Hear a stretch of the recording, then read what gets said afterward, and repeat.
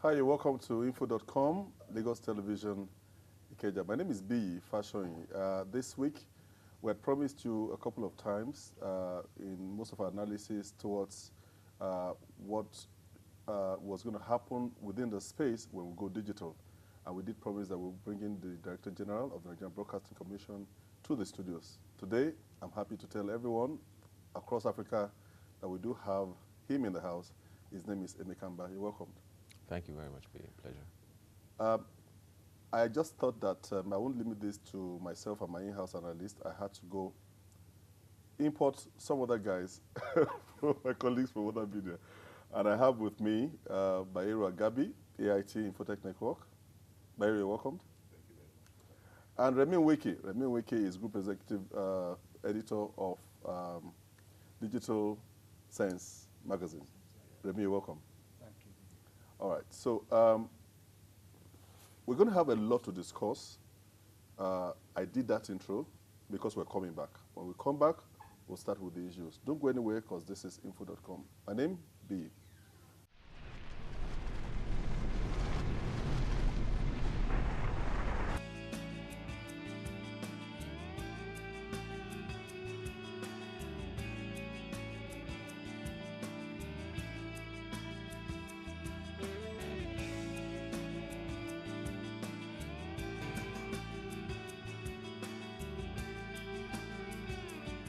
Welcome back to the studios of Lagos Television. My name is Biyi. I did say that we had Maker in the house. He's here with us. One more time, you're welcome to Lagos. Thanks very much. You had to come in from Abuja with the rains, the crazy traffic. Welcome to Lagos. Lagos is like home. Like home. You've been here before. I lived here for many years. I'm in Kogongo. Oh, really? So, you know, Okay. Yeah. So you're back home. Yeah, this is home for me. you know. Okay. I'm going to start by, now, this is not limited to me because we have outstanding journalists from the print and electronic. So we're going to, Lagosians and Nigerians have been asking a lot of questions, and this program is viewed all over the nation because it's also on DSTV. And I know a lot of people have tweeted at us. They want to know what's happening to going digital. They said they had a story. It was going to be June, and then that it's also been shifted. What is the true Well, position? thanks, Biyi. Officially, it's not been shifted. I mean, at my level, as the Director General of the National Broadcasting Commission, I have no authority. You know, as we say, it's above my pay grade to shift the date. But we have looked at the level of preparedness. We looked at all the issues on the ground, and we're not comfortable with superintending an analog switch off on June 17th based on the International Telecommunications Union ITU deadline for analog switch off on June 17th this year. We currently have somewhere in the region of about 20% digital penetration, digital television penetration. So that leaves us with a gap of about 80% of our population that don't have access to digital. So if we're to move forward and switch off analog by June 17th, it will mean that 80% of our population will just have TV blackout. And you know, that's not something that any regulator would like to go forward with. So what we've said to government, because we haven't had funding to drive this whole process, we've moved forward, we'll come back, and I think that there's nowhere in the world where you're going to drive a process such as a digital switchover without a commitment of funding, and that's been a huge challenge. So our recommendation is that we're looking at an 18-month further extension for analog switch off. And this is important to emphasize that we're already in a digital switch on process. That is already happening. But what we're looking at now is a switch off. And that switch off date, I think that until we get to, we're sure that a sizable population have access to digital. I mean, the two things, access is one thing, and having it is a different. But at least in terms of the set-top boxes are freely available. You can walk into any shop, buy it, or for those people who we have, who are going to be selected to have what we call a rebate system, that at least they have access. Okay, so is that an indication that if in 18 months, Yes. you still take a look at that sizable number of Nigerians still don't have those digital digital television or receivers, there may be a shift again? I don't envisage that, and when I say this, I say this with a sense of responsibility. I mean, a couple of weeks ago, I, invited members of the press. We did a state of broadcasting kind of, in Abuja. And, I did say that when I first got this job about 2 years ago, I went around saying, we're going to meet this target, we're going to meet this target. So here I am now sitting here in this red chair, and I'm telling you that we can't. So I really, it's difficult. It's a very painful decision to make, but it's one that has to be made. I do not think and envisage, we are confident that we're going to get funding. There are a few creative ways that we've applied ourselves to be able to get some funding using our digital dividend spectrum so that we can, sort of use it. When you say funding, are you going to like buy television for other users? Or decoders? The biggest part of the expenditure for digital is always in three ways. The number one is set-top boxes. Because you have to guarantee that these boxes are available. Yes, in Nigeria, we took a decision to manufacture our boxes locally, which I think is a very wise and very important decision, which we're spearheading that. But then again, you have to kind of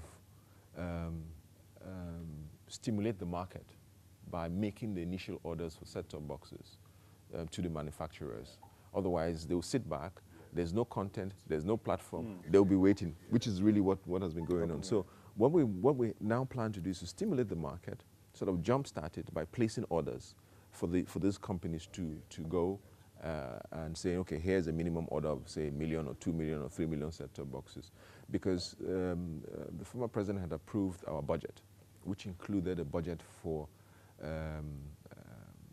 almost 10.1 million homes to be given some kind of rebate or subsidized set-top boxes. Okay. In some maybe northeastern part of the country, in riverine areas or south areas, and some other blighted areas that they'll get some kind of funding. This shift must have an implication. Yes. Because as on this, the way I understand is that there are going to be some signal infiltration from other neighboring countries and all of that. Can you throw more light on this, implication and what step you have taken to ensure that it's mitigated? Well, the truth is, June 17, if ITU doesn't on its own extend, it means that there's no more protection for your signals, for your current analog television UHF spectrum. It means that if someone were to broadcast on a particular frequency that interferes with, say, LTV, LTV will have no recourse to the ITU, and that in itself will breed chaos, and chaos is the worst thing for broadcasting or for any regulated market. So what we're doing is we have, in December last year, we got together under the auspices of ECOWAS. We brought all our neighboring countries together. We had conversations in Abuja about who's moving where, how fast are you moving, and so those conversations around possible interference was had. A month and a half ago, we were also in Niger Republic, where similar conversations was had, and so we've been talking. And there's another conversation that we're already having on a one-on-one basis beyond ECOWAS to Cameroon, Chad, Niger, Benin Republic, and so on and so forth, about possible interference. So our engineers are working with these countries and their own respective engineers to be sure that there's no interference, not just on the television spectrum, but also on the other maybe telecommunications, exactly all other users of frequencies. Yeah. Okay, you talked about the set-top boxes. I'm actually interested in finding out, when you say your office placed the first order, can you categorically tell us the number of order your office placed, or maybe Nigeria should be expecting? And in terms of rebate, in distribution process, traveling from here to northeast or to the core north may not be the same traveling from Yeah. here to the east. So how have you planned it so that everyone will be at home and see NBC as playing or creating a level playing ground, and where and how can we get the set-top boxes? This is an advanced level question. I must confess, we're still working in terms of placing the orders. We haven't actually placed the orders. As I said, we're trying to work out in the next 1 or 2 weeks the issue of funding. Once we get that in the bag, then we'll be able to place the orders. We are looking at placing an initial order of around 2 million, 2.5 million. The rebate budget that was approved was for 10.1 million, but Dr. Mobola Johnson and when they were ministers and Labran Mako approved this budget for a rebate system. But obviously 10.1, if you multiply it by the average cost of a set-top box, you're talking about hundreds and hundreds of millions of dollars, really, which it's huge, especially given the situation, the economic situation in the country. So what we really want to do is to, perhaps with some resources that we're hoping to get in the coming weeks, apply ourselves to maybe 2 million at the very least, maybe 2.5, depending on the amount of money we get. And in terms of how this will be distributed, the set-top box, we have 2 categories. We have the set-top box manufacturers, and we also have set-top box distributors and retailers that have, indicated interest. And so we have, we're going to work with the NIMSI, Nigerian Identity Card Management, yes. So, and local government across the countries, so that you can actually walk into a local government or a NIMSI office, and in terms of registration of people, we can capture some data from NIMSI. We can also capture, because we also want to create a system that people can audit us to say that, you didn't just give it out. Or it's not tilted towards yes, some tribalistic. Exactly. And actually people can audit the number that 2 million boxes came in, 1 million went to this part of the country, it was distributed this way. Another agency of government was responsible somehow, was part of this. So that it's, because I don't want to, walk away from this job, people say tomorrow, oh, he didn't do, so he gave it to himself, or so that's the system. But it's a very intricate system. We're currently modeling it out, and we hope that, I think we're back here June 15, 16. We have our DigiGroup meeting, which we normally do. We're bringing it to Lagos, and with our consultants. So the model hopefully will be fairly fully developed by that point in time, and then we can share that with members of the media to see how, and also get queries, because we want to get feedback in terms of the category of people who should be entitled to it. We've said in a broad categorization that both ministers agreed on: retired civil servants, people over a certain age, people, school teachers, and so on and so forth, who need these things more. Okay, we'll come back now. We're going on a short break. Don't forget, we have the numero uno, the man that regulates the entire industry, from which we go home every week getting satisfied. So his name is Emeka. We'll be back with him. Don't go anywhere, because the seat is about to get hotter.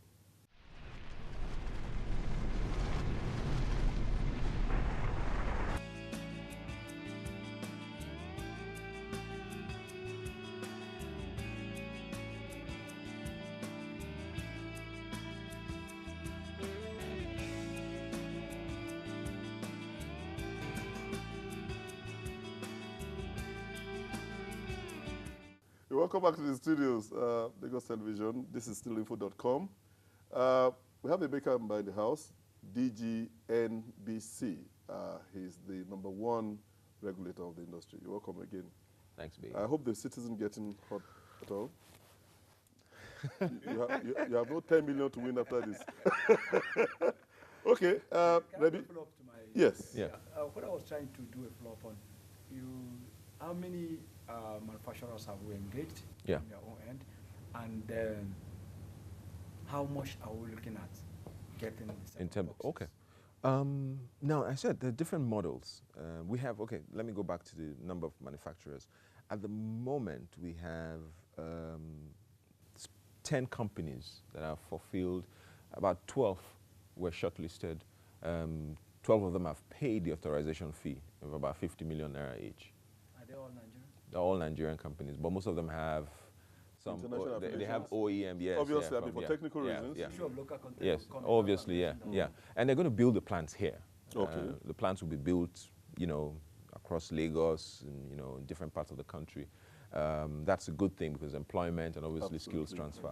So they have OEM partners from, you know, maybe some companies like Skywatt, the biggest setup manufacturer, and so on and so forth.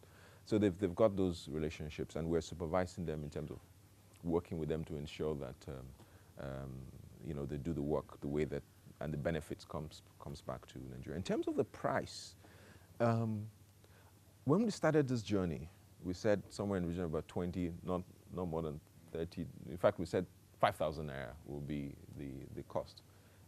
If you recall some of the conversation, we said 3,000, 5,000. Yeah. But of course, naira, dollar, yeah. So it becomes a big problem for us now. And obviously, we tinkered, I must confess, with some of the technical parameters. We had the ECOWAS minimum standards, which will have given us a box of. Then we tinkered with it. We added one or two things that we thought that with digital, let's create a middle. Let's put a middleware on top of this so that people can develop apps that will sit on this ecosystem. So it's not just about watching TV, but possibly in the next couple of months in the future, people who can create programs or can actually key into this. So we create a whole new business model and make television even much more fun for viewers. But and then creating a national EPG and a conditional access, because here we have 10, 11 companies that are going to be manufacturing boxes in Nigeria for this system. Now, if there's no protection for them, that means people from Alaba, people from anywhere can just crash in, and then it kills the business. So we said, then it's important for us to put in a conditional access security system that secures the set-top box manufacturers. So that was an additional cost to that. So at every step, we realized that we're adding to the cost of the box. But it was necessary to protect the investment of the manufacturers and also to enable an digital ecosystem to exist from that point on. So the cost went up. So now we have arguments that, and they're very interesting arguments. Should we have a basic minimum box that probably will sit around $20, $25, and then if you want you can upgrade. So those are the conversations we're having. As I said, the model, hopefully we'll finish out the model and present that maybe on the 16th, 17th, and then we can have arguments about which price. But we're looking at a price that, worst case, it doesn't go beyond, say, $30. I'm trying to take a look at what digitalization is likely to address. Yes. We operate in an environment where content providers, if you tell anyone that you're a TV producer or you're a broadcast journalist and all that, it's like you've signed an agreement with poverty. Okay? But in other climes, we understand it's not that way. Yeah. That's why we have Opera. We never have any television station, one of the richest black people on earth. And then from other TV content providers across other world, they're very doing well. They have establishment and all of those things, and it creates employment and all of those things. Is digitalization likely to address issues of this nature? Because we have to produce with your money, and they still come to paid TV stations to air it and all of those things and all that. You've touched on something that I personally I worry about. I mean, I come from a television content background. That's what I've always done, and it worries me to see that the inefficiencies in Nigerian television, especially television, and now it's crept into radio. It's very disheartening where people produce and go and buy airtime and put on, and the television stations that have been licensed to broadcast are just sitting back and just collecting airtime. Digital can address that, because the fundamental problem we have is advertising. That advertising market in Nigeria is totally inefficient. We do not have proper audience measurement, so it's unreliable. And with an unreliable and inefficient advertising audience measurement, you're unlikely to find television stations having fair competition. You know, you're unlikely to find the advertisers themselves, the products. Look, Nigeria, the biggest youth market, you should see advert on TV for Nike, for all kinds of shoe companies, international brands, and even see, you know, people who drink wine or champagne. But you're not finding that on television. What you're finding is that they're doing other forms of sponsorship, because for them as a big brand, Nike in New York or in their headquarters will tell you, how much are you going to spend in Nigeria? Where's the audience measurement? You don't have it.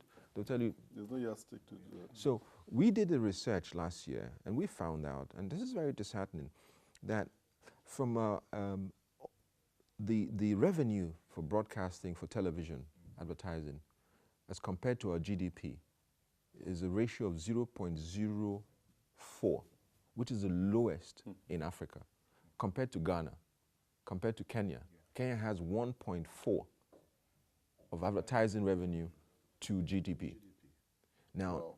you can now see that, and the only reason is because of audience. Of course, with digital, what that means is with your set-top box, with your remote control, once you finish watching this program, I can cycle it out from the head end and say, you know, 100,000 people in Ikeja actually watched Infocom. Easy to track.